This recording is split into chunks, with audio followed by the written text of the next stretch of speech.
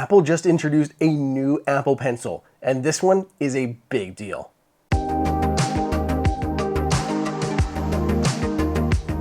Welcome everybody to Apple Insider. It is Andrew here, and Apple has announced its latest and greatest Apple Pencil. Now, it's not going to be a new high-end model with magnetically swappable tips like some had hoped for. No, this is a new low-cost option that has adopted USB-C. I'm going to tell you all about it in this video. The new version of Apple Pencil looks very similar to the existing second generation Apple Pencil. It has a matte finish on the outside and a flat side that one helps it not roll off of your desk, but also can allow it to magnetically connect to the side of many different iPads. Much of the new Apple Pencil has not changed, so it still supports just drawing and writing on your screen. It supports tilt control, so as you tilt to the side, you can use it for shading versus standing straight upright. So as you're writing, you're going to have some fluctuations in your actual text as your pencil changes orientation. On the M2 iPad Pros, the new Apple Pencil even supports the hover effect. So as you move the Apple Pencil across the screen, you can see a little dot that kind of predicts where you're going to be touching the Apple Pencil, and third-party applications can support this. So you can see where you're going to be sketching before you sketch, see which tools you're going to select, or maybe it'll give you tool tips before you select something. It's really handy. I like the hover effect, and I think more apps have been adding it since the second generation Apple Pencil and hover support have launched. What's especially new about the updated Apple Pencil is that it supports USB-C. There's actually a retractable cap on the end that slides to the side, revealing an integrated USB Type-C port that can be used to plug in and charge your Apple Pencil. You can plug it into your iPad, which will of course do the pairing process, and it can charge. And it's nice because you can use the same cord to charge your iPad as you can use to charge your Apple Pencil.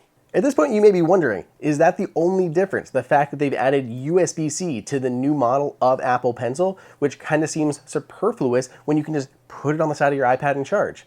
Well, that's because Apple did remove some key features from the new low-cost option. So first, double tap. This is the feature that allows you to tap on the side of your Apple Pencil to undo changes. It's really cool. That has been removed from the new iPad. Apple also doesn't allow you to wirelessly charge the Apple Pencil. Before, with the second generation Apple Pencil, you can just snap it on the side and it'll pair and charge. Not with the new Apple Pencil. This new lower cost option drops that inductive charging, so you can still use it to store your iPad on the side, but it will not charge your Apple Pencil. You do have to plug it in via the USB-C port. Apple also opted not to include pressure support on the new Apple Pencil.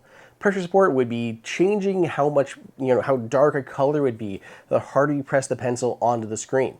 The new version doesn't do that. And while I already saw a bunch of you responding to my other video that they're mad that this feature has been dropped, I don't think that it's a big deal. This new one is much more affordable, and the people that are buying it, I don't think are going to care about it. I think tilting is much more impressive and makes your handwriting look much more natural than the pressure support. I think this is going to be really targeted towards education and just anyone who wants a basic stylus for their iPad, but with that Apple flair to it, and they don't want to pay north of $100.